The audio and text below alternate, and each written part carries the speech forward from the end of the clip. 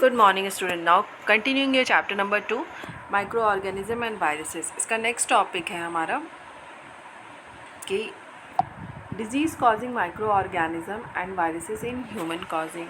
कैसे disease cause होता है ह्यूमन बॉडी में थ्रू द माइक्रो ऑर्गेनिज्म और the viruses. Okay, some of the common disease caused by microorganism in human being, their mode of transmission, prevention are described below.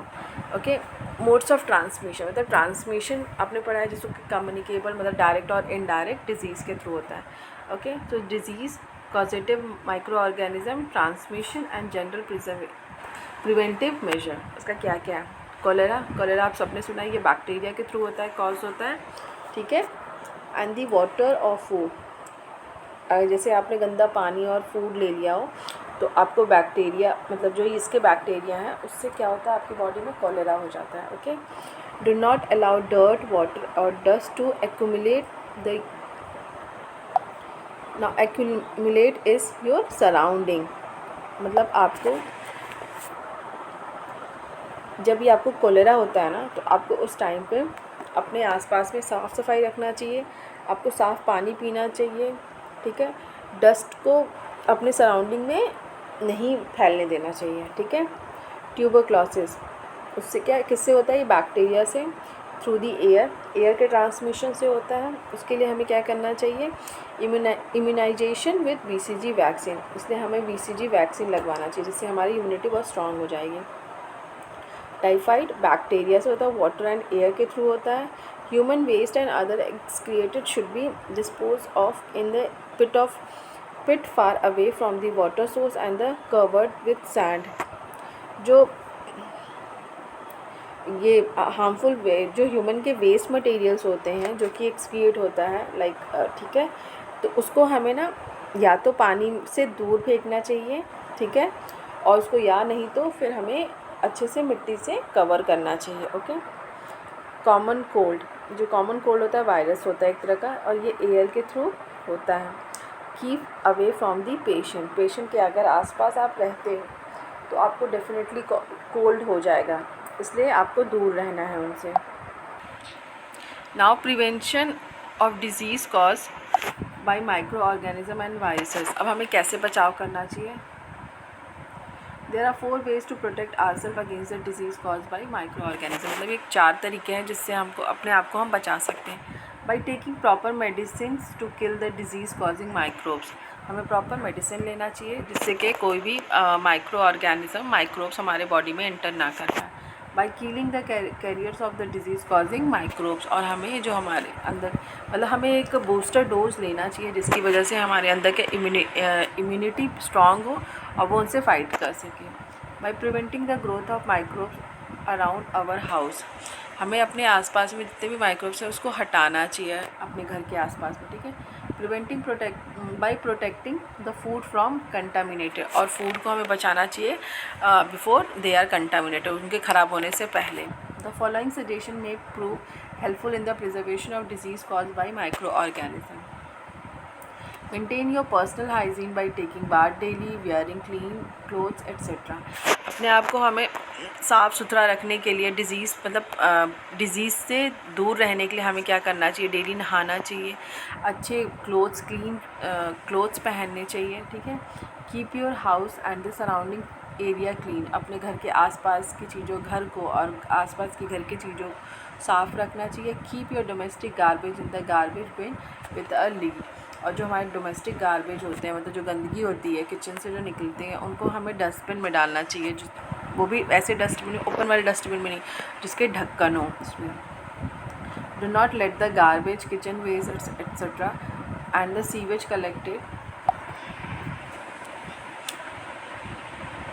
Collected through the at any places. जो kitchen garbage होता है, ठीक है, waste materials होते हैं उनको हमें इधर उधर नहीं फेंकना चाहिए. ठीक है.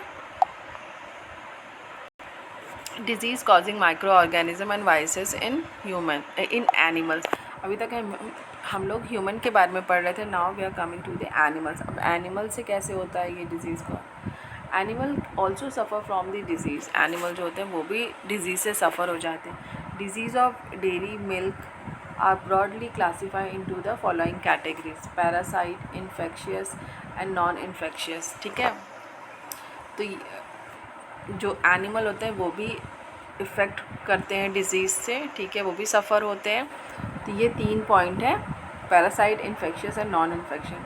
An animal suffering from any disease shows the following symptoms. अगर एनिमल सफ़र कर रहे हैं किसी भी डिजीज़ से, उनके ये सिम्टम्स हो सकते हैं, ठीक है. First symptoms is become inactive and stop taking food.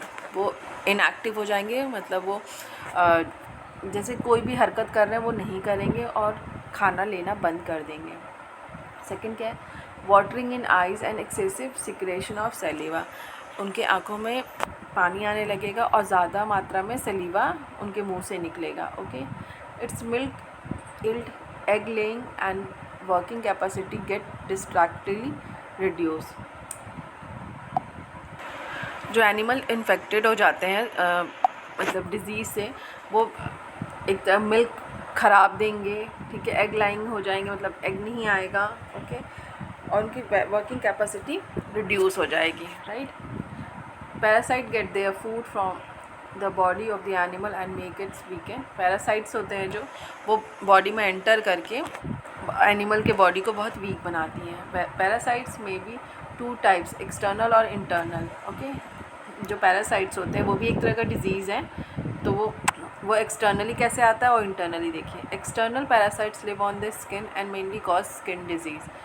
जो पैरासाइट होती हैं, जो बाहर वाले पैरासाइट्स होते हैं, वो जनरली स्किन पे जीते हैं.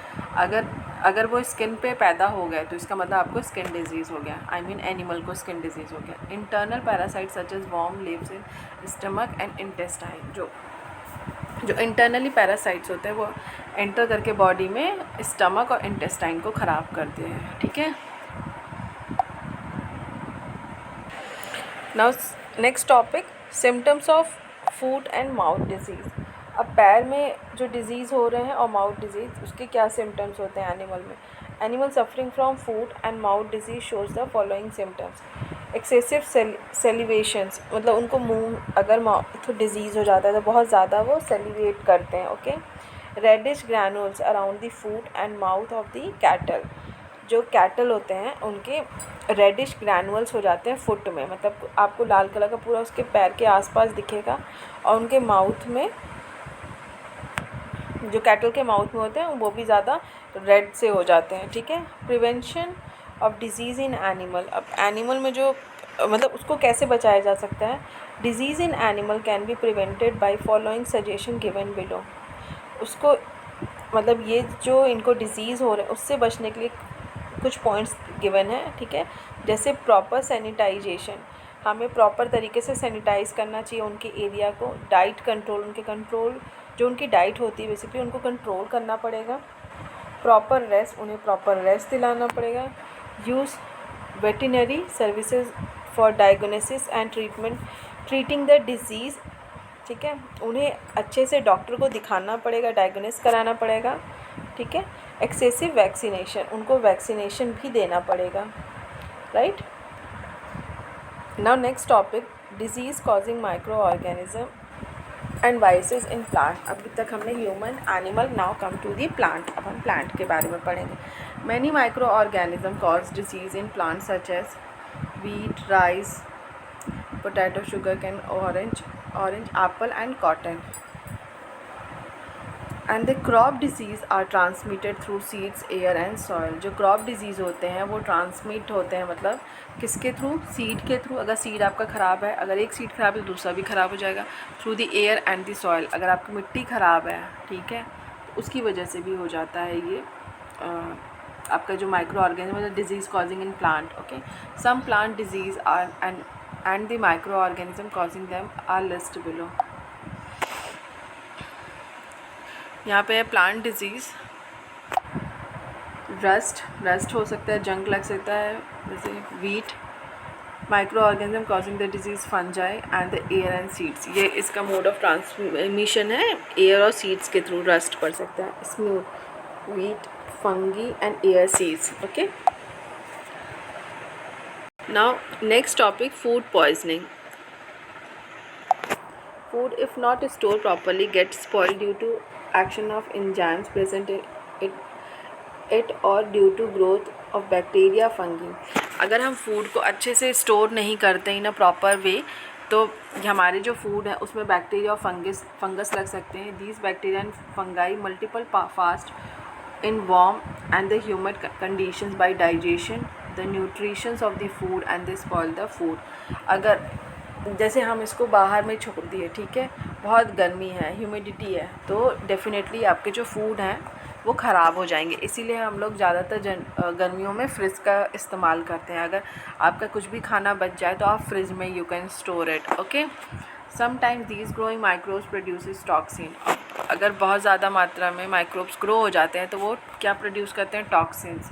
The food so spoiled by the microbes और by the toxin cause food poisoning. जिसकी वजह से अगर मान लीजिए बाय डिफ़ॉल्ट हमने वो फूड इनटेक कर लिया तो हमें फूड पॉइजनिंग हो जाता है. The spoiled food can B identify bye it's unpleasant smell, change colour and the bad taste. आपको आपका जो फूड ख़राब हो गया वो कैसे आइडेंटिफाई कर सकते हो आप? उसके स्मेल से. उसका कलर चेंज हो जाता है और उसका टेस्ट जो होता है बहुत बैड हो जाता है. Symptoms of food poisoning are headache, fever, vomiting and diarrhoea. जब फूड पॉइजनिंग होता है तो सबसे पहले आपको आपका सर दर्द करेगा, फीवर होगा, आपको वॉमिटिंग हो सकता है, डायरिया. ठीक है. Food poisoning is caused by micro organism such as bacteria, fungi present in the spoiled food. Spoiled food. The common bacteria caused by spoiled food poisoning are the Salmonella, Staphylococcus, Clostridium botulinum and Aspergillus. Okay, ये नाम है इनके. Second क्या है? The toxin produces in the bacteria by cause bacteria and fungi. जो toxin produce होता है food में वो बैक्टीरिया और फंगस की वजह से होता है. द ट्रेसेस ऑफ पेस्टिसाइड, और पेस्टिसाइड भी प्रोड्यूस हो जाते हैं. The metal salt produces by action of food with the material of the container और the cooking utensils.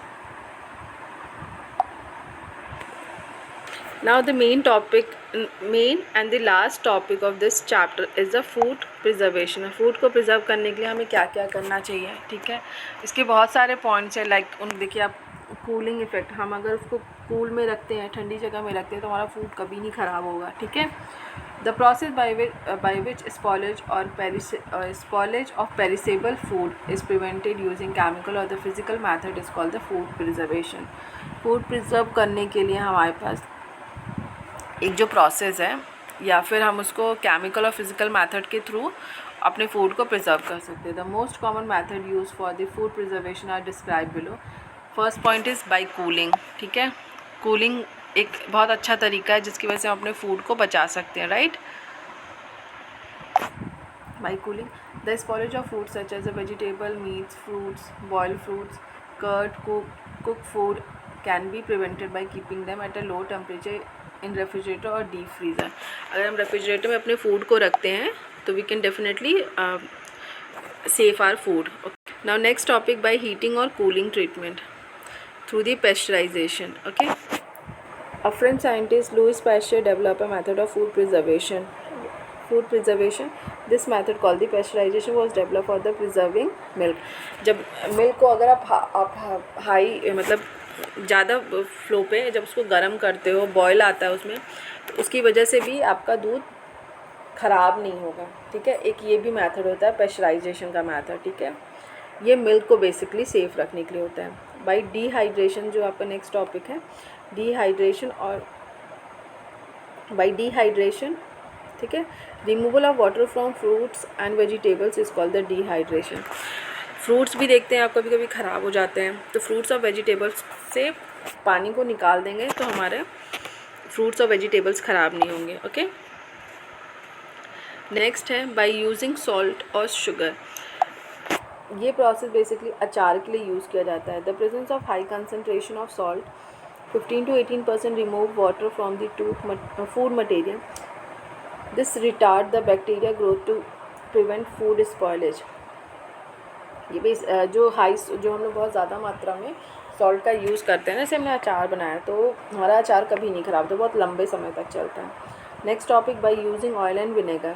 Vinegar, oil, citric acid, spices also act as a food preservation by not permitting bacteria to grow in this environment. Vegetable, fruit, meat, fish are generally preserved by this method. जो oil और vinegar को हम इस्तेमाल करते हैं तो इसकी वजह से भी हमारे जो फूड हैं वो किसी भी बैक्टीरिया को परमिट नहीं करते हैं, ठीक है, जिससे कि हमारा वेजिटेबल, फ्रूट, मीट, फिश ये सब प्रिजर्व रहते हैं. Okay, next topic by heating and Canning. Heating food at 110 degree Celsius for about 30 minutes kill all food spoilage micro organism. अगर हम किसी भी फूड को 110 डिग्री पे उसको 30 मिनट तक बॉयल करते हैं, ठीक है, हीट करते हैं, तो जितने भी उसके अंदर बैक्टीरिया होंगे वो ख़त्म हो जाएंगे. The food material heated to kill the germs when can under vacuum remain safe for the longer time. वो सेफ़ हो जाते हैं हमारे लॉन्गर टाइम के लिए. ओके, आई होप स्टूडेंट इतना समझ आ गया होगा. In case any issue you definitely you can ask me. Thank you so much.